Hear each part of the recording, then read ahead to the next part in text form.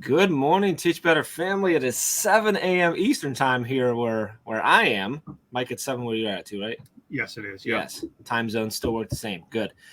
This is your daily drop-in for August 26, 2021. If you're here with us live, hope you drop into the comments and say hello. If you listen on the podcast, wherever or whenever you're listening, thanks for doing that. I would appreciate that. Hopefully you give a quick subscribe and maybe leave a review. That'd be great as well. I've got Mike Szczepanik here with me, one of our ambassadors, an amazing educator that we're going to talk a little bit about. We're talking about things like our daily routines to start with. That's been the theme this week. There's been a lot of great conversation around how are we starting our days, how are we ending our days. So we're going to dive into that a little bit with Mike. We're going to talk a little bit about who you are and what you do in education, so people that maybe aren't connected with you yet can get connected with you. If you have things going on, you want to drop in the comments, let us know where you're at. Where are you listening from? Are you watching, or are you just listening? Are you in school? Are you getting ready for school? Are you at home? Who knows? Let us know what's going on. If you have questions for Mike or for anything, or for me as well, let us know. Drop in the comments there. We'll be back in about 27 seconds and get rolling today.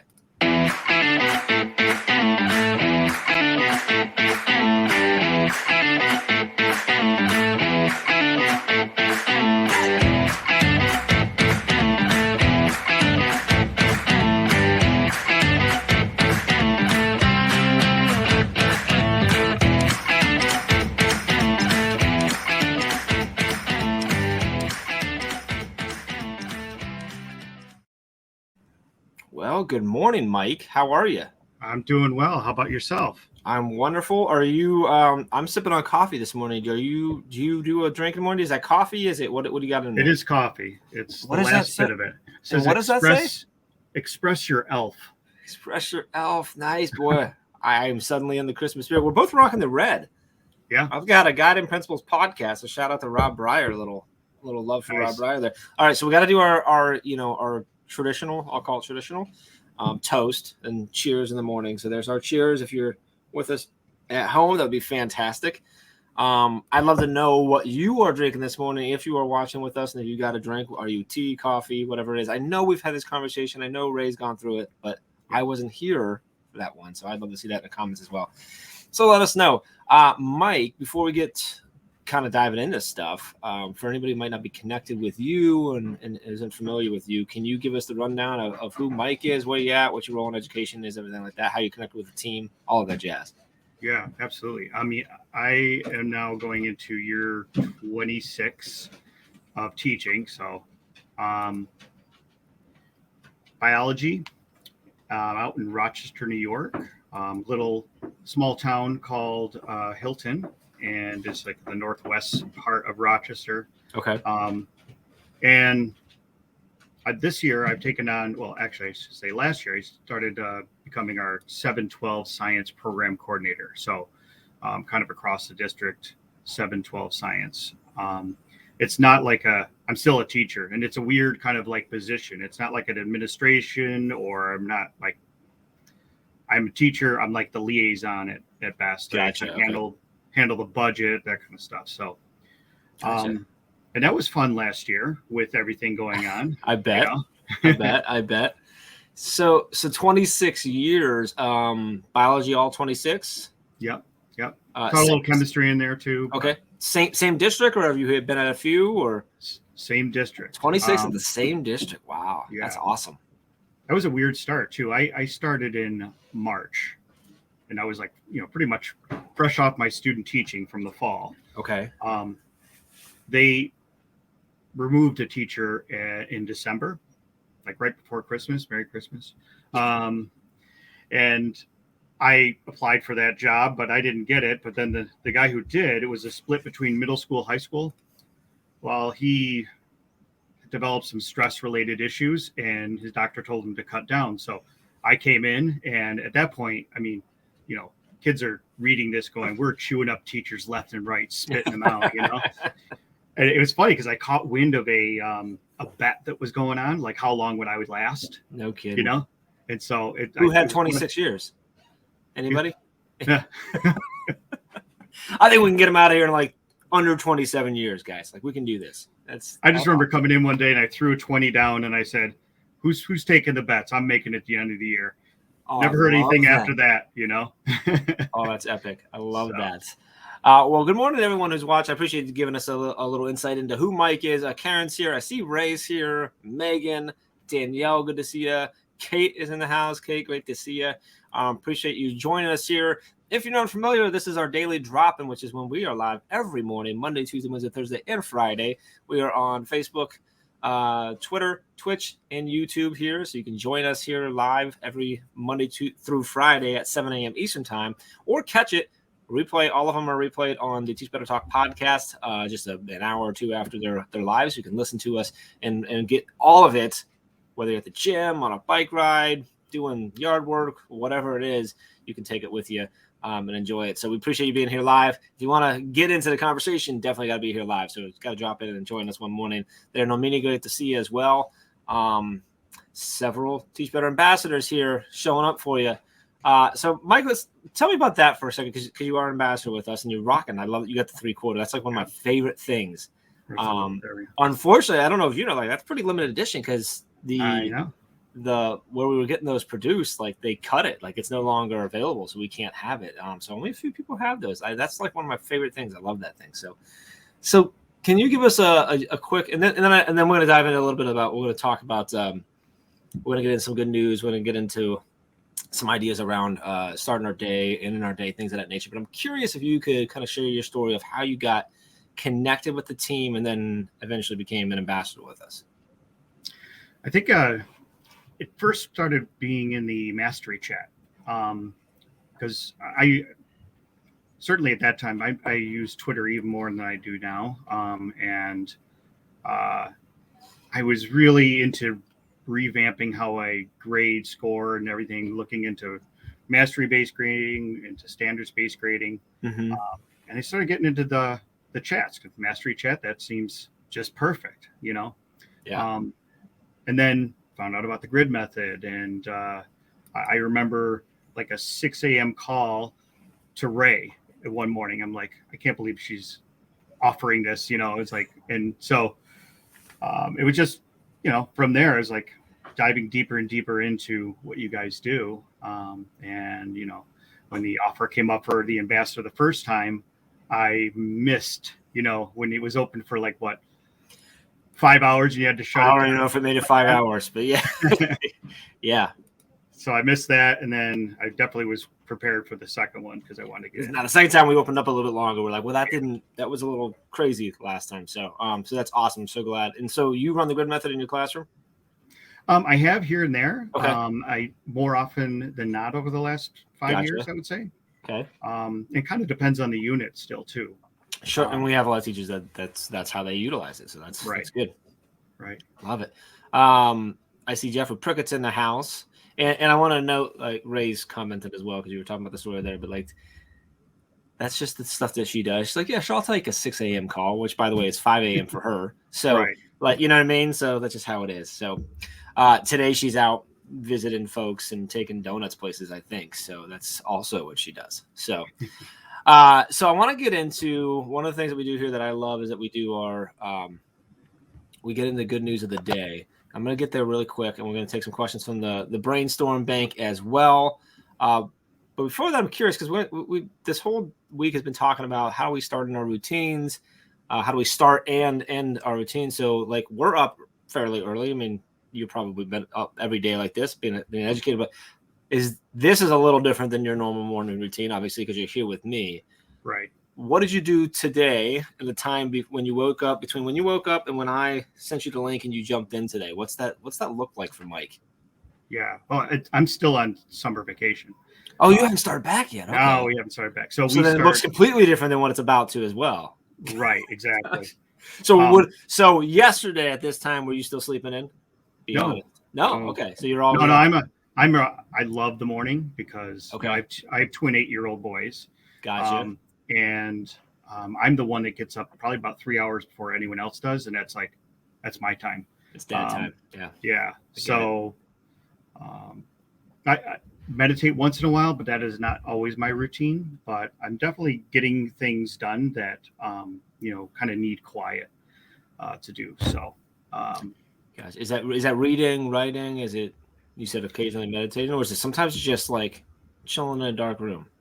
No, I'm I not. know that every now and then too, by the way. So Yeah, I don't do that. I'm more, I get some work done, and especially during the summer. Every year for me is like, it's not like I've taught 26 years. I've taught 26 times, kind of a redo of the year before. So I love how you just phrased that. I hope you were all listening to that. I haven't taught for 26 years. I've taught 26 times, and every year, because every year is so different. We're learning every single year. I love it. And sometimes we do that. We say, "Oh, you've been taught for 26 years," so it's probably just like wake up and go for Mike, but not when you're someone like I know who you are, like someone who is constantly challenging himself to be better every time and looks back on the past year and goes, "Okay, I did pretty well. How can I be better now?" Because right, it's really easy after 20 years to be like, I got this. I know what I'm doing. I'm just going to keep doing the same thing because it's been working. I've been doing it for 20 years. I've been doing it for 25 years now. So I love that you look at it as, now I just taught for my 25th time. Now I'm going to 26. And how can we be better right. this year? That's awesome. I love it. All right. I want to get into, you want to get into some good news? I got a story that I found this morning that I really wanted to share because I think it's a really cool story. It's really just heartwarming, and I think a really great lesson in it. So we're gonna dive into that here in a second, and so stick with us. Don't go anywhere.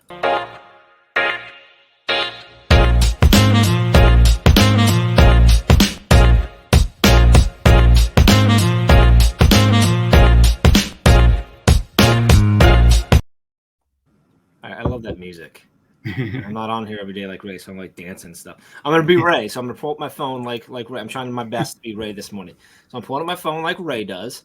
So okay, first I'm gonna touch Danielle's feeling exactly that same thing. 16 different experiences. I love that, Danielle. And Danielle's always representing YouTube, so I always appreciate you, Danielle. Thank you. I appreciate everyone, but loving that YouTube crowd comes in. So this is a story, Mike. I found this. This is actually on Go Figure, the goodnewsnetwork.org, which I'm not sure if you're familiar with goodnewsnetwork.org, but it's just good news all the time. So what is all right? Ray's commenting Jeff is a jerk. So anyone on the podcast listening, you won't be surprised. But what's going on with that? I don't understand what's going on. I think I thought I was being nice. Megan Wells is here with a much nicer comment, so I appreciate that. Karen is noticing that I am following the script. It's given. Hey, look. This show it's a daily show. We have a format of how we want it to go. We want it to be something that you know is here, that you know a little bit of what to expect in the sense of like, hey, I'm going to get some good news on certain days. I'm going to get tips and tricks. I'm going to get ideas. I'm going to get great guests. So like, I love that. I love that we have this. And a shout out to Ray, who just called me a jerk. That she put together some really just great scripts on how we're going to make sure that we're delivering this part of this for all of you watching is so that you understand that like that we're here for you, right? And this is consistent. This is somewhere you can come to. So we know you're not always going to be with us every day. But we want you to know that we're going to be here every day. And so I think that's really important. And Karen's asking Ray if she unfired me last night on Brain Break. I discussed with Dr. Neil Gupta how I've been fired. It's a whole thing. I think she let me back in. We'll find out. Not sure it's up to her, but we'll see it out. So anyway, this is a story actually out of Poland. So there's a Polish javelin thrower, Maria. I think I'm saying her name right. It's Andrzejczyk. Apparently I'm not saying it. So she took the silver medal in Tokyo, which is awesome in itself. Like that's a good news story in itself. So then a few weeks after the Olympics, she found out that there was a young, I think 8-month-old boy who was in need of a critical heart surgery. And there had been some fundraisings going on, and they had raised like half the money. It was like crazy amount of money, like thousands and thousands of dollars. And they were trying to raise money. So what Maria did was she put up her silver medal for auction. Wow. To raise money for the boy. And they got the money, which is just an awesome story. But then to wrap it all up is there was when they found out there was the person who'd been on it was actually a company, and I want to make sure I get the name right. It's a convenience store chain there in Poland that's called Zabka, and they bought it. They bought what I don't know what the actual price was, but it was what put them over the line, get them everything they needed. They bought the silver medal to give the money, and then they refused to take the silver medal. And when they were asked, they said, we saw this. We thought it was so amazing. She's already a hero in our country. She already represents what a champion is. and she took it to a whole new level of what a true champion is all about. Because it's not always about just being on the field, right? It's about what we do on and off the field. I just thought that was such a cool one, just a heartwarming, like just awesome story, but also a great lesson that we can take for ourselves, and hopefully you can take to your students and share this with them about what it means to be, like truly means to be a champion, to be a hero. It's not always about who scores the most, the most points or who wins or who loses.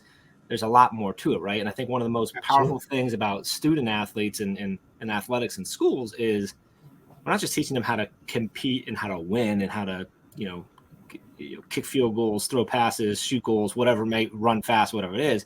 We're teaching them how to be good sports, how to be good people, how to be good communicators, teammates, all those different things. And I think when you see a story like that, for me, I go, yeah, that's someone who came up in athletics the right way for all the right reasons. And so I really love that. That's on, like I said, it's goodnewsnetwork.org. You can find it. It was a scroll down before I found that one. I read the whole bunch of good stuff on there, but Mike, I'd love to hear, like, when I read that off to you, when I talk through that, what's going through your head? Someone who's worked with kids for 26 years, you got kids of your own. I'm not sure. Are you an athlete? Do you compete? Well, I coached for 20 years. Okay, so. I thought you coached. What do you coach? Actually, I'm not coaching now. I gave it up about 5 years ago. What did you coach? Cross country and track. Cross country and track. Okay. So what goes through your head as a coach, as a teacher, as a father when you hear something like that? Well, it's, when you look at it, like a medal is symbolic, but it's such a big symbol. It's huge. I can't even imagine, like, I don't think I could do that, to give something that was, how hard did it take to get there? Yeah. Yeah. It's just, I was just going to say, there's so many, like, I think I drew a lot of like what I do in the classroom from coaching too. How to motivate and that kind of thing. But wow. Well, and I mean, as educators in the classroom, and you're coaching constantly, right? Your goal is to help them improve. The sport's different, but you're still, it's you're still coaching. Your point is to encourage them and to inspire them, to motivate them, to find their potential and help them unlock whatever that potential is by guiding them. Just as a coach, you can't get on the field and do it for them. As a teacher, you can't sit down and take the assessment and prove their knowledge for them, right? They need to. Right. So I think there's so much of that. One of the cool things is she said, this Polish javelin thrower who won the silver, when they asked her, she said, well, a silver medal is an amazing thing. It's such a cool. She goes, but it's just a thing. Right. It's just, and I'm like, yeah, I think you worked your entire life for it. But she's like, it's just a thing. And she said, but the stuff that it's made out of, the metal, is valuable in other ways and can be used for something like this. Right. And, I tell you what, like that is, I'm not sure I could do that or either, like, depending, how hard you worked for that and what you put in the dedication, and then to be like, nope. This is so not important compared to what this boy who she had never met. She learned through social media about it. Just really, really cool. So you see something like that, and javelin throwers aren't typically the ones that make all the headlines, and neither are silver medal winners as well. And it's really amazing that she still saw that and said, you know what, this isn't what one of the things I loved about this Olympics, I don't know if I feel like I noticed it a lot more. Commercials about, like, kind of more those altruistic kind of things in sports. And like I remember as a track athlete, and especially like distance running, there was one, they showed two men getting tangled up, and and basically their race was over. It looked like at that point. So the one helped the other up, and they just kind of jogged in together. It was an American runner, wasn't it, that got tripped up by a runner from another country? And and they were. Yeah, it was just a trip. They fell, and they picked each other up and finished it off. But there was a lot of other, like, it was a cool theme, I thought, for this year's Olympics. Yeah, those things, when I see that type of stuff, it really, that's what I hope that we're teaching our young athletes, that's actually, like, don't get me wrong, that sucks, right? You get tripped up. It's not, it wasn't your fault. Like, you did everything right potentially to get there, and who knows what you were going to do. That happens. Like, it's really easy to be mad at that person, but you got to understand, like, that guy fell too. He lost his shot too, right? And it's just one of those, it's interesting. So it reminds me, this is one of my favorite things. It's a lesson that I learned that I've taken with me, but I connected it back to a Disney movie. If you remember the Disney movie Cool Runnings about the Jamaican Bobsled team. Yep.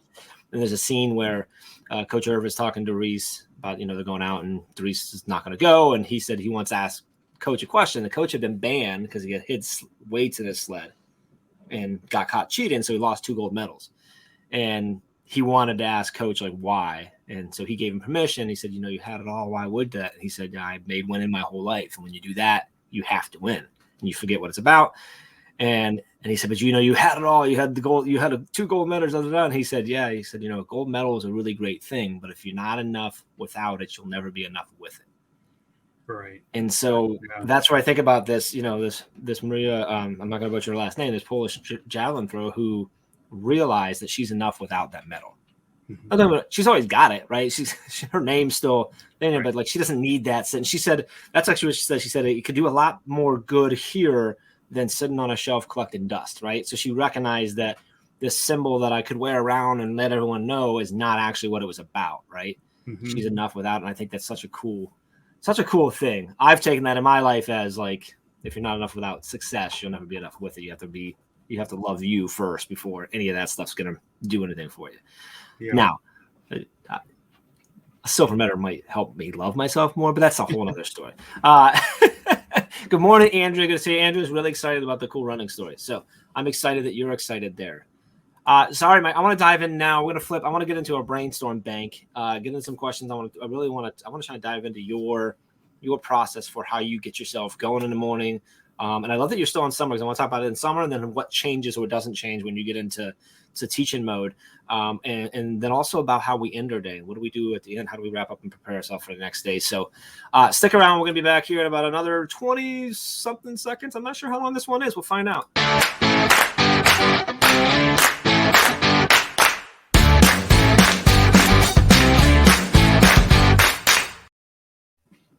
I like that one too. I really love these new commercials.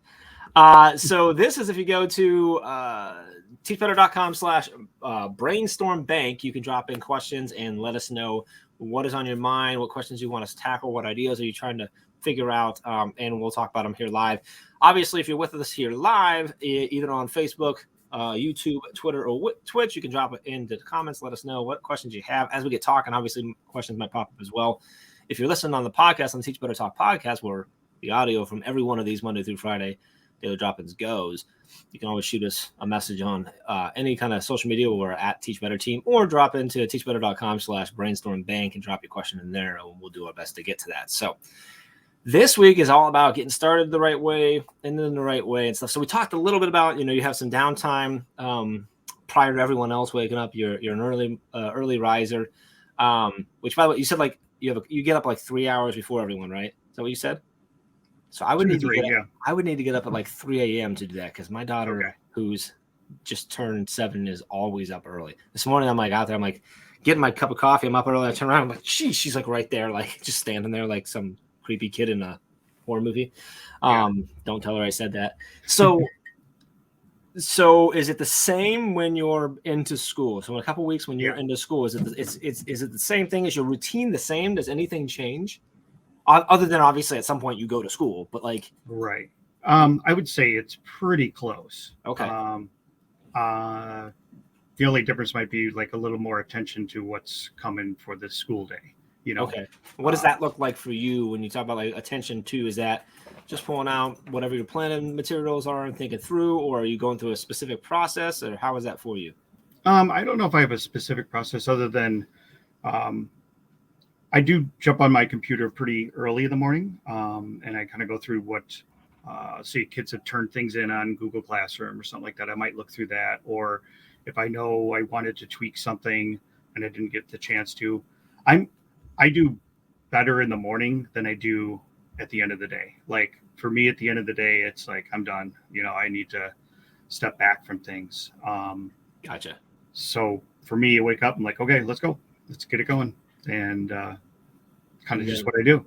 And then end of the day, it's just like I've made it. Like I'm okay. Yeah. I'm here, still here. So all right. So in the morning when you're taking that time yourself, are you reading stuff? Do you so you looking at school stuff? Do you have like anything you go to? Do you go to like go-to sources for either news or humor or entertainment, or or Well, no?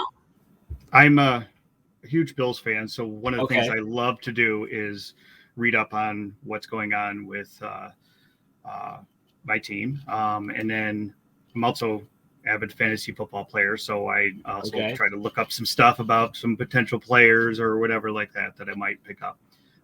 That's like my nice distraction from everything else. Yeah. So I'll do that. Typically, I might check into some email or, then it's like in my mind, I'm like, where am I going in my next unit coming up? Or maybe even today, what is going on. During Gotcha. the summer, it's more like, okay, I wanted to tweak this. Like for me this year, I'm going to more of a storyline approach to my teaching. Okay. So I'm going to be basically 4 units. One is going to be on viruses and pandemics, pretty relevant, I think. Pretty Um, relevant. Another one is on hemoglobin, sickle cell anemia, diabetes is a third one, and then algal blooms and coral bleaching. So trying to like, okay, where do I fit all of these things in? Am I covering everything on the curriculum because it's more bouncing around than the Mm-hmm. typical standard traditional units? So like that's been occupying my mind. So when you talk about like you said like a storyline, is that like it's you've pieced them together that way because they flow into each other nicely that way, Right, better than they would right, be like maybe in the book or whatever. So gotcha, right. interesting. Yeah, but it jumps around different topics. So Yeah. traditionally like a genetics unit would follow all the stuff about the cell in biology, but I might need to jump right into that at the beginning of viruses and pandemics, because we're talking about transmitting DNA from one cell to another cell, kind of thing. So, Interesting. Yeah. All right. I like that. How are the Bills looking? oh, good, very Browns good. 2-0 in the preseason, which is always like they always look okay in the preseason. Then we're like, oh, here comes the real season. But Bills looking good right now. You feeling good about them? As long as they're not getting COVID, which has been a story with that team this year. So, Oh, have they uh, been really dealing with a lot? well, it Cole Beasley's one of their players has been very much an anti-vaxxer, and Oh, yep. as a So going on. biology person, that bugs me. But Yeah, I can imagine. So, Karen says I don't fill myself up as much before leaving the house in the summer as I do during the school year because the whole day is filling me up by doing activities I love. So, and I bring that up, which I love, Karen, that's what fills you up. That's awesome. One thing is, Mike, it sounds like for you is like that's something that you do in the morning to fill you up. It's a little bit of a distraction, probably brings you, well, it might stress you out depending on the point of the season that we're in. But looking in on your team and doing that, right? It's that thing it's that escapism, but it's the good form where you're getting into it. right, You're allowing it to fill you up in the morning. Hopefully there's some excitement there. right. Or if there's not, it wakes you up a little bit because you're upset, whatever. You're a Bills fan, I'm a Browns fan. We both know how that can go really the wrong way. But Mm-hmm. I love that you have that built in, and that's something that you do. Alex says that he checks all the major news sites each morning just to make sure I know what's going on in the world. That's something that I do. So I use Apple News, and so I got that all set up, when you like things and click things, whatever. And so I sit down with my first cup of coffee, usually on my iPad, and I just, flip through Apple News and check the stories. And I've worked pretty hard on that to curate it so that I have a lot of really different and opposing view Mm-hmm. sources coming in. Because one of the things that I try to do a lot is if I read something that I immediately agree with, I work really hard to prove it wrong, and vice versa. If it's something that I really disagree with, I try really hard to prove it right because I'm trying to make sure that my bias aren't leading me. So I love having so like I got articles coming in from both CNN and Fox and even MSNBC, and then some of the far right wing stuff, some of the far left wing stuff, because I want to see the extremes but also the middles. But then I have like some of your more what I consider more reliable, like your NPR and stuff like that too, for my news stuff. And then I've got 15 sources of like Apple News because I love to know what's going on with technology and all that. Like where's my money going soon? And then of course I need to read a little bit about the Browns to kind of just bring me back down to earth, I guess. So the Browns looking Well, good right now. they're looking good. Yeah, they're looking They're good. looking good. We I mean, last 2 seasons we've there's been a lot of potential there. Mm-hmm. I'm excited to see a little more consistency in our lineups and stuff because I like we haven't been all like even tested out because we go one season and everything changes the next season. And I'm like, I don't even care if it's a losing season. I just like to see like somewhat of the same team the next year so they have a chance to grow.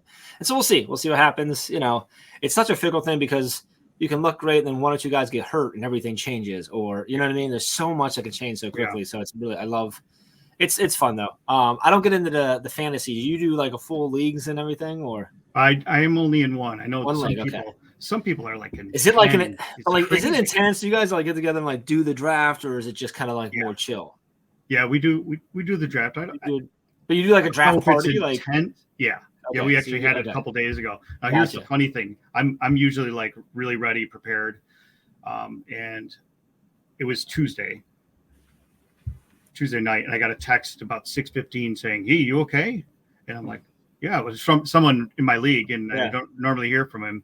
And I'm like, "Yeah, why?" I go, "This isn't the draft night." Yeah, we started. I'm like, "Oh no!" Good thing it's only 5 minutes away. I said, I was actually getting ready to eat dinner, and just told my wife, "It's a draft. I got to go." I got a bunch of buddies. A lot of my old buddies from high school and college are super into it. Like, and they're all in, at least they usually have a league together, and sometimes most of them are in multiple leagues and stuff. And some of them are big money. And I try to get into I usually don't go in that league, but I'll like try like one that's like a super fun, like just me thing. Mm-hmm. Like when I'm competing against people I don't even know. 3 games in, I stopped paying attention. I stopped moving guys around. I'm like, oh, like I'm running a defense that has like that's not even playing this week, or doesn't have anybody left, or whatever. And I'm just like, you know what, it's just not my thing apparently. So I just don't get into it. But I do notice when I do, I pay more attention to the numbers, the stats, and the rest of the league because a lot of times I'm thinking about the Browns. I'm worried about the Browns on Sundays and like. For the rest of the week, so I do enjoy it because it gets you a little more excited into it. It's the same thing with like the March Madness and stuff too. Is the same similar thing for me. For me, like it's a good way to connect with my kids too, because especially one of my sons, he really gets into the stats, and so he's like, "Oh, do you have this player? Do you have this player? How many points are they getting? So it's been real fun. I got to say about the Browns, and I would say the Steelers too. My dad and I used to go we were season ticket holders, so we would go all the time. But boy, whenever the Browns came to Buffalo or when the Steelers, they travel, those fans travel. And it's like in hordes sometimes, and I know the Bills Mafia, they also travel. But I haven't ever gone to a game outside of Buffalo, professional football game. But we've always had Browns have it's one of the largest fan bases, like official like fan clubs in the world. And man, I think it's because it gets ingrained in you very early that you are loyal, that you stick with the team, because from the start you're like, oh, like, well, I got to stick with them because they're horrible, so like I'm not going to stick with them for any other reason other than loyalty. And then it just gets built into you. So then by the time you're my age, you're like, no, we don't not support them. Like, we're here. Even when you get angry and you're like, I'm not going to buy tickets anymore or whatever.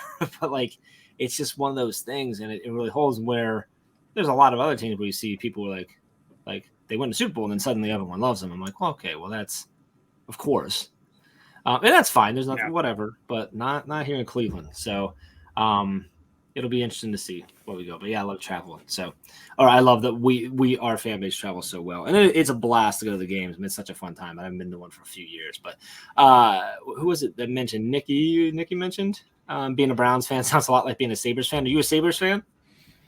It's hard to be. I don't get into hockey as much as I do football, but I follow it. Yeah, gotcha. So here's the way that my base. I'm a Browns fan, so of course I hate the Steelers, but I'm a Penguins fan. So I'm from Youngstown, Ohio, which is not too far from Pittsburgh. And growing up, like we didn't have we didn't have any hockey, so that's where we went for hockey. I love hockey, so like I'm a huge Penguins fan, but I hate the Steelers, the Pirates. Like, it's really weird. So like, it's really weird for me to like that the colors and everything. But in the city, I actually do like the city of Pittsburgh. But I'm a big hockey. I'm actually Nick. I'm actually I'm a Sabres fan. I do like the Sabres. I've always enjoyed I don't know why their style of play Maybe it's because the Penguins beat them. I don't know. But whatever it is. So, yes. Well, Ray, depends on which one you're talking about. Football is the brown ball, typically. Hockey's got the little, it kind of looks like a disc, almost like a really thick coaster, but it's black and frozen. So, and I don't want to stay too long on sports. We'll get back into other stuff, but I'm just curious now. So, football, are you a baseball fan too? Or like, what's the next sport? So I would say college basketball. College basketball. Okay. Yeah. Who's your team in college basketball? We're close to Syracuse. So Rochester fits between Buffalo and Syracuse. So, go that way for college sports, the other way for professional. So, Ray, that's a soccer ball. Ray's putting pictures of soccer. Ray's actually a big soccer. She's a soccer fan, so she knows that one. So when it comes to college basketball, I'm a Duke fan, and which a lot of people are. But like for me, it wasn't because they won a lot, so I became like my uncle used to live in Chapel Hill, right there by Duke, when I was young, like when I was really young. And I'm the youngest of three. My middle brother Mark, way early on, like when we were like 5, 6, just became a huge Duke fan.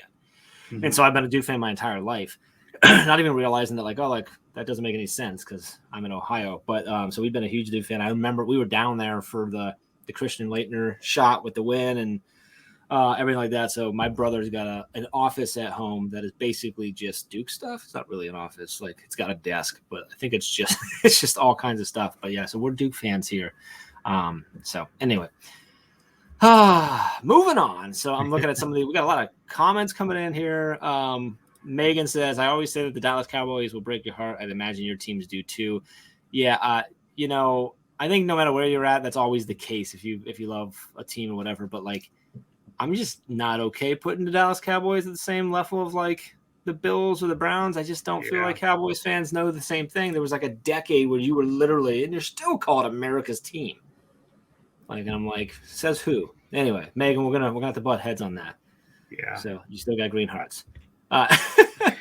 So Alex says, living in Illinois means that I have an NFL team that has an amazing defense, but they've never really mastered the art of offense. Sigh. Good thing we have the stellar hockey team. So the Browns have had that for many years. The Browns will have a horrible record, but we'll actually have a really great defense, but we can't score. And then we start scoring a little bit and we lose everything else. So anyway, moving on. All right, so that's the morning.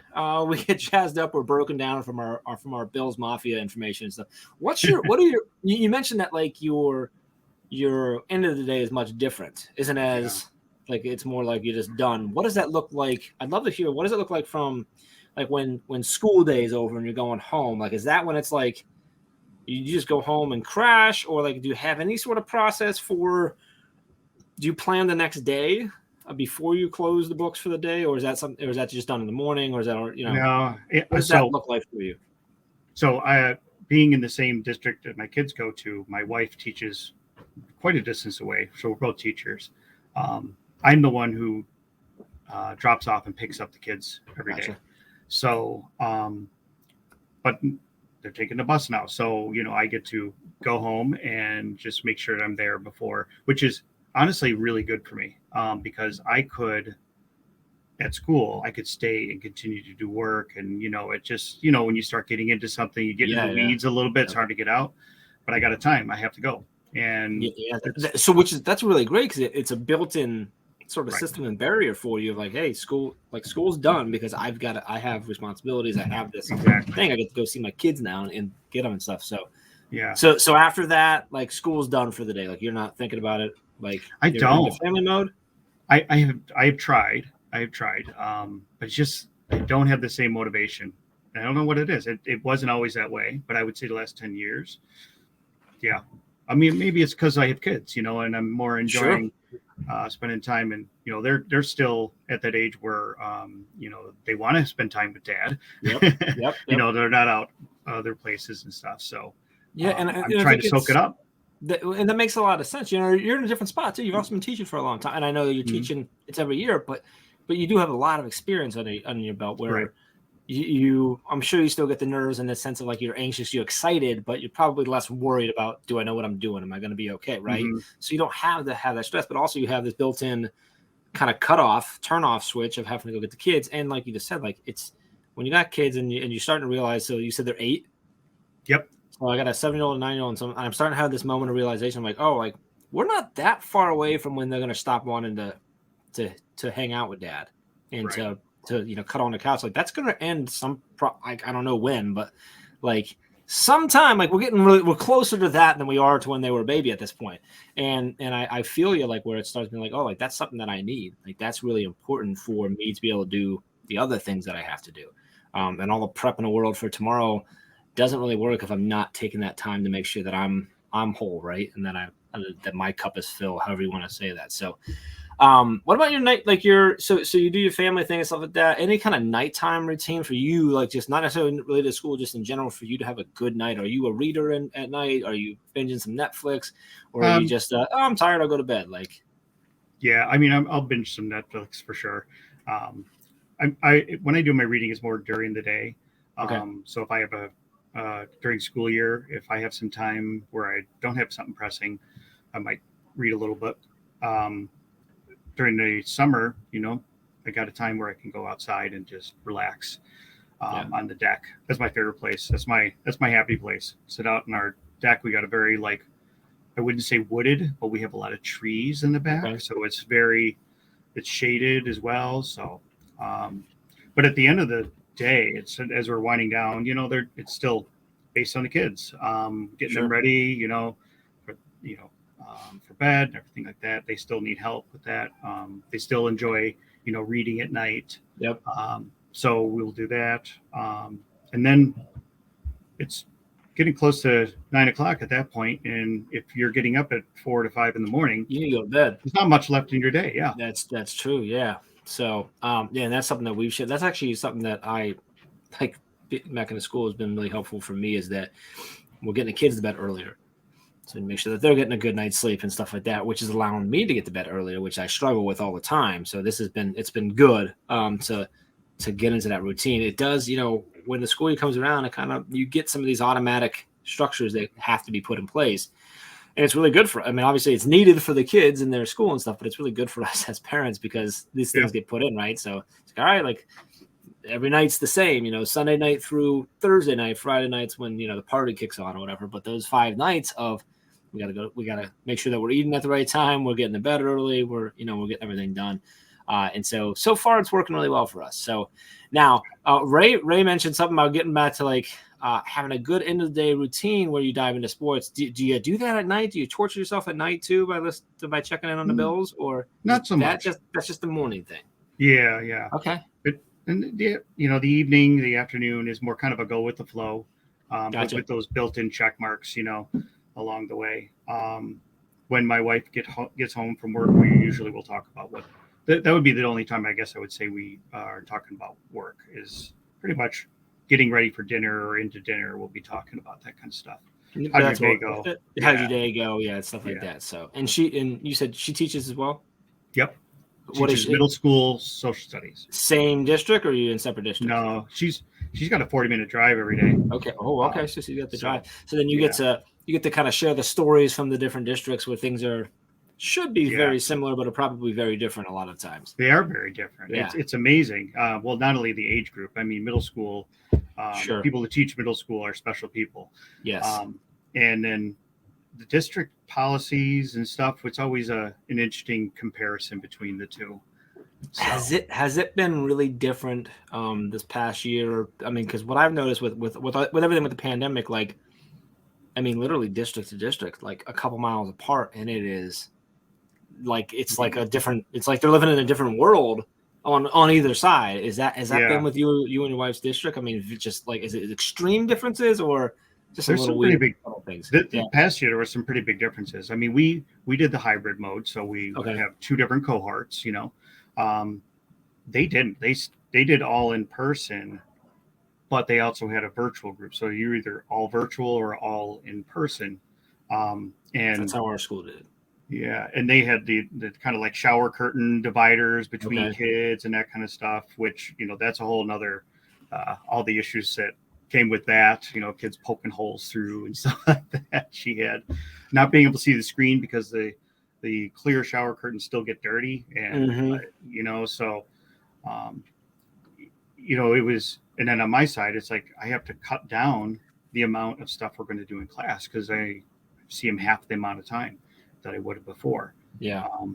Or just at least restructure because they would be doing the virtual stuff at home without my help, and that was an adjustment too, because I've done a lot of like stuff online and stuff like that with my kids, but I've been there to kind of troubleshoot when something goes wrong.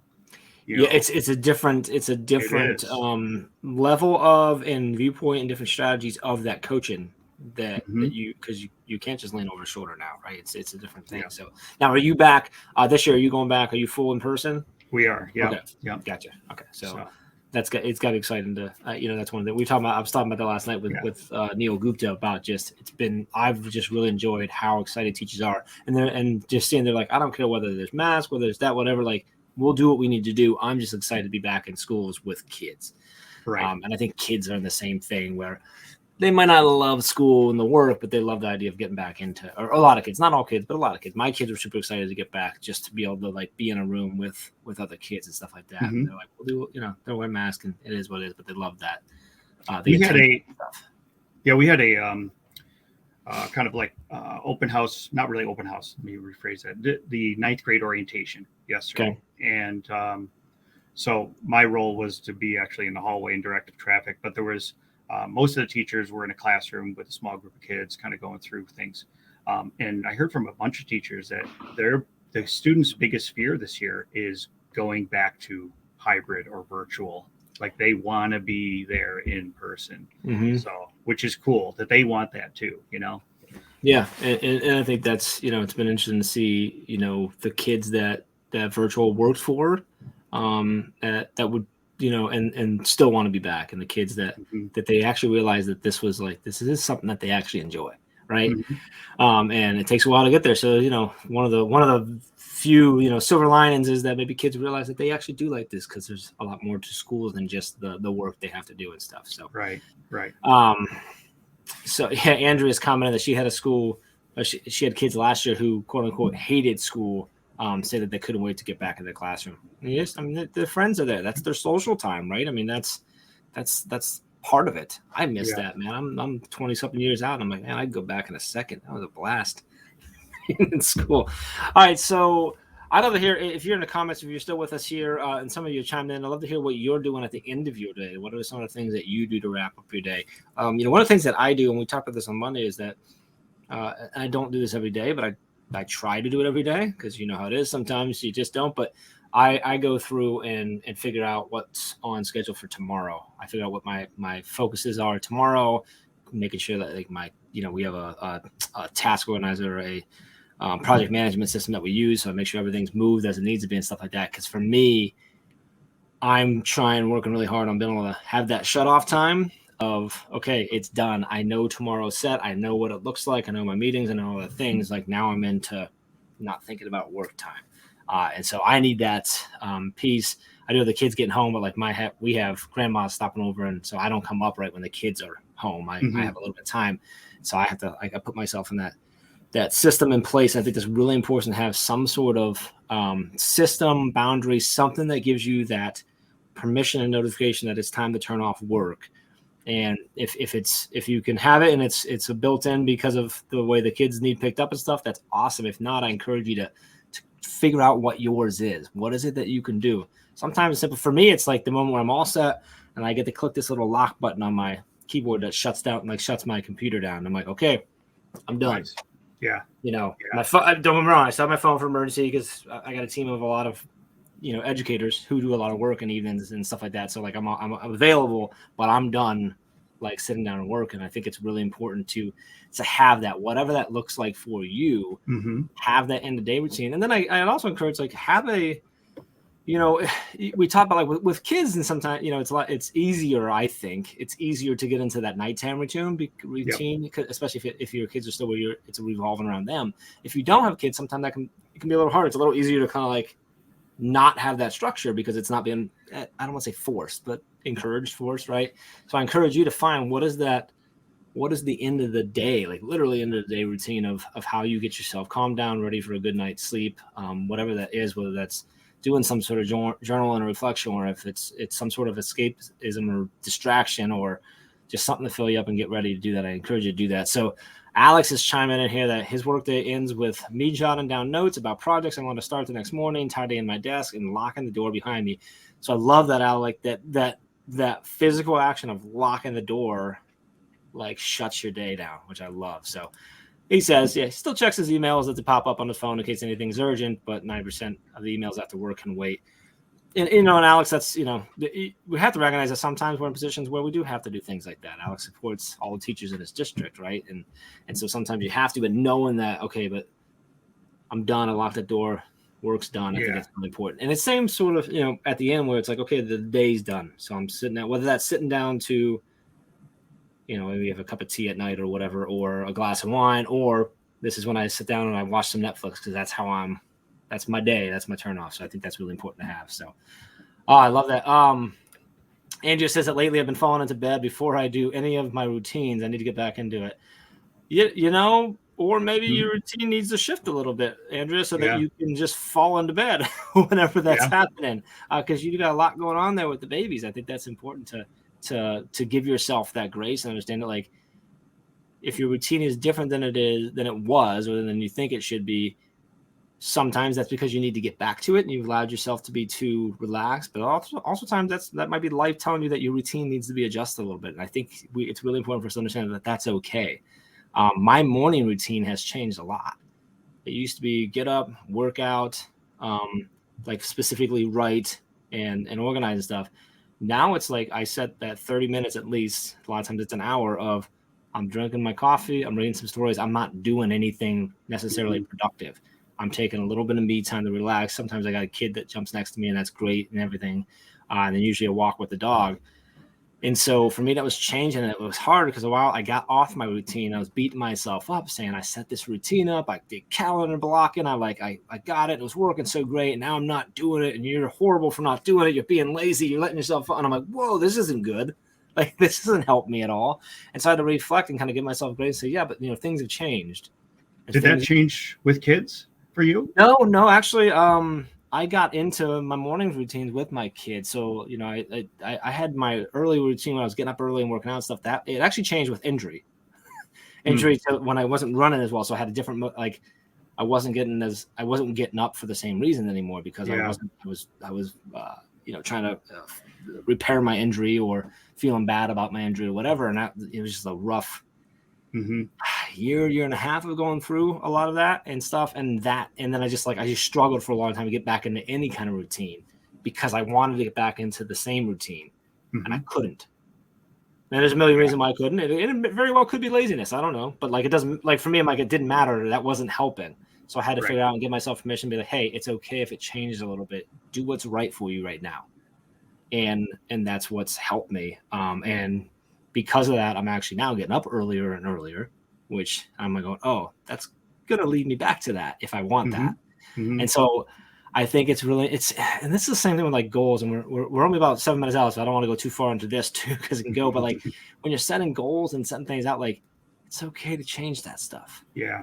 And Dave Schmidt and I had a much too deep conversation for Brain Break months ago about this. About I believe one of the strongest and most incredible things that you could have as a strength is the ability to change your mind. And I'm not talking to flip flop and go whatever like that, but the ability to recognize that something doesn't make as much sense anymore and to make that adjustment. I think that's really, really important. So I hope you take this is me giving you permission. If you're watching or listening, it's okay to change that routine. It's okay to reassess. It's okay. Even if you read that it was great, you committed to it, you told everyone about it. If it doesn't make sense, go ahead and change it. It's okay. Whether that's your morning routine, your nighttime routine, big goals you have in your life, whatever that is, I encourage you to do that. With that said, I think that's a good way to wrap this up, don't you? Okay. Yeah. It was good. Anything else to add? Anything that you would like to share? So you're getting ready to get back into school. How far away? How long until you start? We start the Wednesday after Labor Day. So about 2 weeks. That's when kids come. Right. We're there the day before. It was just the day before. Okay. Yep. So now you're getting ready to get into the school year. So you're in technically on summer break, still getting into there. A lot of teachers are already back in. A lot are gonna start right around the same time you are. As someone who has done this 25 times before, any thoughts not necessarily inspiration, that's a high bar to set, but any thoughts, any words of encouragement, anything you think that people should be thinking about or remembering right now from your experience? Yeah, I guess I would say that, the tweaking every year is a good thing, like just the small little changes, and you have to keep a couple of things in mind: what's good for the kids and also what's good for you, because a lot of time, if it's not good for you, then it's eventually down the road, it's not going to be good for the kids. So like managing all of these things, and I say that, and I'm sometimes the worst at it, but to just approach your job as a manageable task. Like, can I keep it manageable? I would love to give hours of feedback on all my kids, but I'm so grateful I found an app that I can do it through voice. Those kind of things that can shorten it all up, but then, we're in a customer service field, really. The students are our customers, and, Yep. And the parents and the families, as well. So what can we do for them? So keeping those two things in mind, I think everything falls into place. I love that. I love the manageable task. If you can break things down to manageable tasks, big things become much more manageable and therefore more likely to be successful. I love, Mike, that you touch on and remind us all to remember that it's what's best for kids, but also keep in mind what's good for us as educators, because if you're not okay, at some point, what you're doing for them is not going to work as well. It's not going to be as good for them. So make sure you pay attention to that. So, Mike, I absolutely love having you as an ambassador. Honored to have that and to have you in our world. I'm so thankful that you can jump on with me this morning, and hopefully we lived up to Ray Hewitt's standards. We're there. I think we're getting comments on how awesome you are. So I think we did it. We're good. I appreciate you. If you are listening on the podcast, we would really appreciate a subscribe and maybe leaving a comment, or leaving a review, letting us know. You can catch the replays of the audio replay of this on the Teach Better Talk podcast every day as well. Catch us here live every morning, Monday, Tuesday, Wednesday, Thursday, and Friday. We are on Facebook, Twitter, Twitch, and YouTube, 7 a.m. Eastern time. Back tomorrow morning. Ray will be here tomorrow morning with the amazing Brad Hughes, kicking off our Friday the right way. We will see you all tonight at 8 p.m. Eastern time over on Twitter for the last Teach Better chat for a while. We're putting a pause on that after talking with our community for a long time around that. But the last one tonight, finishing up pretty strong right now with Elizabeth Bosworth. If you don't know Elizabeth, she's a phenomenal educator. So It's going to be a great chat. She's going to be live with Dave Schmittou afterwards for the recap. So make sure you join us tonight. See you tomorrow morning with Ray and Brad. And if you need anything at all, please feel free to reach out. You can always use teachbetter.com/brainstorm bank, or obviously just reach out to us on any of the social media at Teach Better Team. Mike, I appreciate you, brother. Thanks for jumping in. Enjoy the rest of your day. Enjoy the rest of the little bit left of summer break you have, and have an amazing year. Appreciate you. Everyone have an amazing Thursday. Thank you.